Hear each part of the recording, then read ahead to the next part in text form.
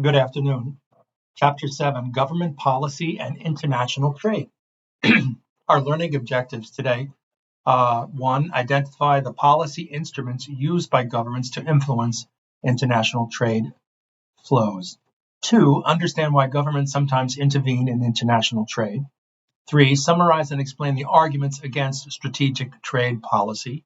4, describe the development of the world trading system and the current trade issue. And 5, explain the implications for managers of developments in the world trading system. Introduction. Free trade. Free trade occurs when governments do not attempt to restrict what citizens can buy from another country or what they can sell to another country. Nations nominally committed to free trade but intervene to protect interests of politically important groups. Modern international trading system is based on the General Agreement on Tariffs and Trade, or GATT, and the World Trade Organization, WTO, not to be confused with WTF. Import tariffs. These are taxes levied on imports. Specific tariffs are levied as a fixed charge for each unit of imported good. Ad valorem taxes are levied as a proportion of the value of an imported good, and these are paid by the importer. Governments get an increase in revenue from tariffs. Domestic producers gain protection from foreign competitors, and consumers sometimes pay more for certain imports. What's the economic impact? Are pro-producer and anti-consumer and reduce overall efficiency of the world economy. Export tariffs and bans. Export tariffs is a tax placed on the export of a good. Goal is to discriminate against exporting in order to ensure that there is sufficient supply of a good within a country. Export ban is a policy that partially or entirely restricts the export of a good. For example, the 1975 ban on U.S. crude oil exports. Subsidies. Government payment to a domestic producer. Cash grants, low-interest loans, tax breaks, government equity participation. This helps domestic producers compete against foreign imports and gain export markets. Domestic producers gain while consumers typically absorb the cost. Instruments of trade policy continue. We look at import quotas and voluntary export restraints. Import quotas are direct restrictions on quantity of some good that may be imported. Tariff rate quotas provide a lower tariff rate to imports within the quota than those over the quota. Voluntary export restraint, or the acronym VER, is a quota on trade imposed by the exporting country. Quota rent refers to the extra profit producers make when supply is artificially limited by an import quota. So we take a look at this chart of a hypothetical tariff rate quota. We have a particular item. In this case, it would be rice imported. And we have tariff rates anywhere from 10% to 80%. And you can see how much money this would raise based upon 1 million or 2 million tons of rice that is imported. Instruments of trade policy include local content requirements, or LCR. Some fraction of a good must be produced locally and expressed in either physical or value terms. Protect domestic producers, and consumers face higher prices because of it. From an administrative policy standpoint, bureaucratic rules designed to make it difficult for imports to enter a country, and it hurts consumers by limiting choice. Anti-dumping policies. Dumping occurs when companies sell goods in a foreign market at below their cost of production or below their fair market value, a way to unload excess production. Anti-dumping policies punish foreign firms that engage in dumping, protecting domestic producers from unfair foreign competition. It's also known as countervailing duties. Be sure to look that up. I'm sure I'll sneak a question in on a quiz on that. The case for government intervention. Political arguments for intervention. Protecting jobs and industries. The most common political reason for government intervention, critics say, claim an unfair competition are overstated for political reasons. Protecting national security. Certain industries, like defense-related ones, must be protected. Government should use threat of intervention as bargaining tool to keep foreign markets open, and also may liberalize trade and result in economic gains. It's also a risky strategy. I think what we're seeing with the Trump administration is this strategy. Protecting consumers, protect from unsafe products, and indirect effect is to limit or ban imports. Government may grant preferential trade terms to a country where it wants to build strong relations.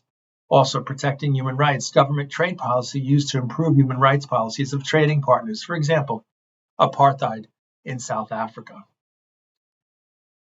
Government should temporarily support new industries until they have grown strong enough to meet international competition. Support comes through tariffs, import quotas, and subsidies. But there's two criticisms. Number one, protection of manufacturing from foreign competition does no good unless it helps make the industry efficient. Number two, it assumes firms are unable to make efficient long-term investments by borrowing money from the domestic or international capital market. Government can also help raise national income when a domestic firm gains first-mover advantages.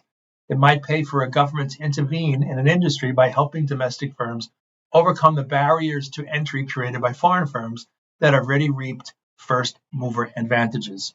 Both arguments support government intervention in international trade. Retaliation in trade wars. Krugman argues that strategic trade policies aimed at establishing domestic firms in a dominant position in a global industry boost national income at the expense of other countries.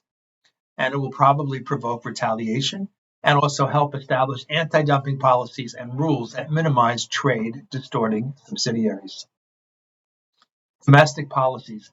Governments don't always act in the national interest. Political interest groups may influence policy.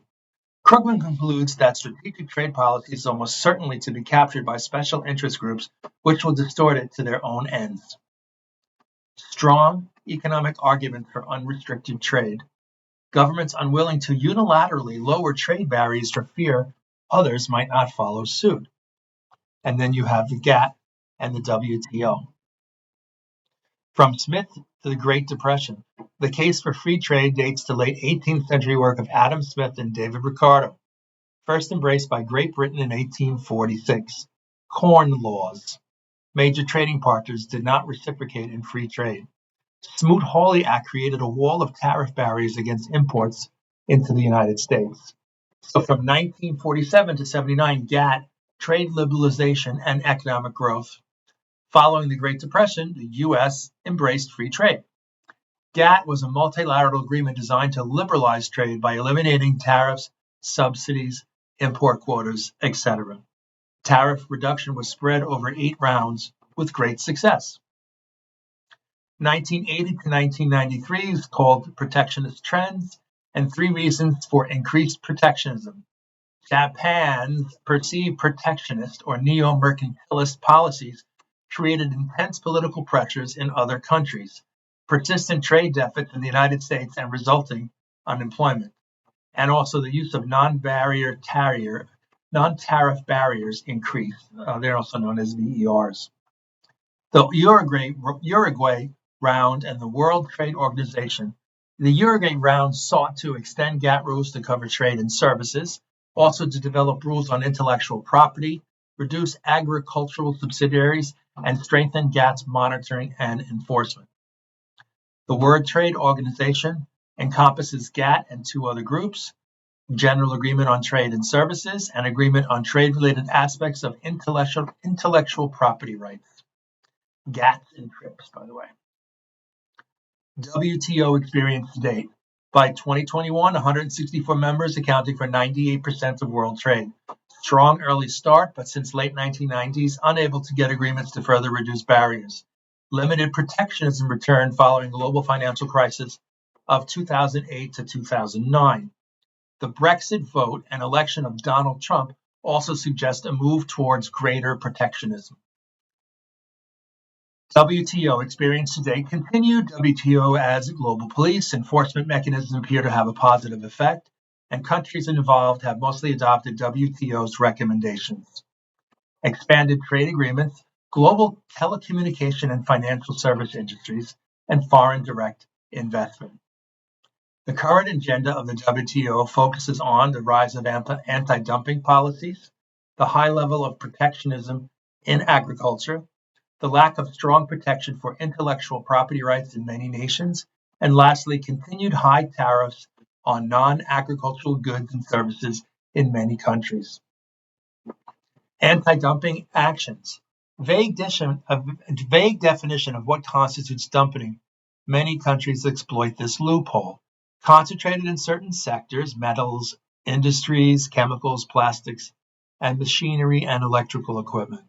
WTO is pushing members to strengthen regulations that govern anti-dumping duties.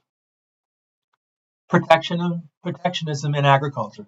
High level of tariff rates and subsidies in the agricultural sector reflects a desire to protect domestic agriculture and traditional farming communities, and that effect is to raise consumer prices. Protection of intellectual property. TRIPS agreement obliges WTO members to grant and enforce patents lasting at least 20 years and copyrights lasting at least 50 years. Inadequate protection would reduce the incentive for innovation, resulting in less economic growth.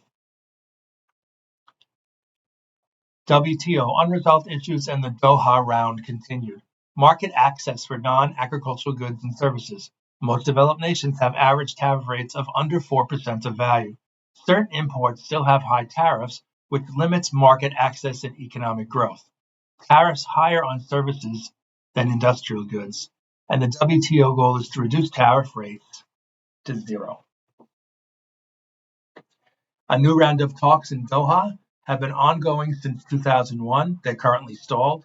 The agenda included cuts of tariffs on industrial goods and services, phase out subsidies to agricultural producers, reduce barriers to cross-border investment, and limit use of anti-dumping laws.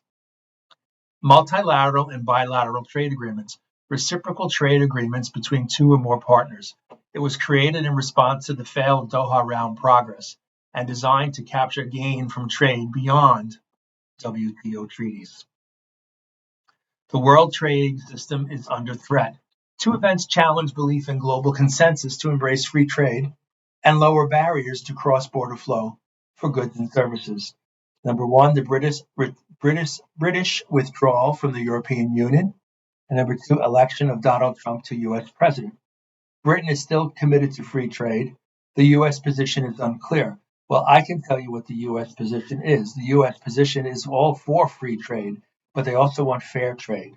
And it's not fair that other countries are charging tariffs for U.S. products to get into entry in their countries, but we let them in for free. There needs to be an equivalence, and the word being used is reciprocity. It should be the same coming in and going out of a country. 360 view, managerial implications, trade barriers, firm strategy, and policy implications. Trade barriers and firm strategy. Well, trade barriers raise the cost of exports, creating a competitive disadvantage. Quotas may limit a firm's ability to serve a country from locations outside of the country, and local content requirements might raise costs as well. Firms might locate production activities in another country to reduce threat of future trade barriers, and the threat of anti-dumping actions limits firms' ability to use aggressive pricing to gain market share.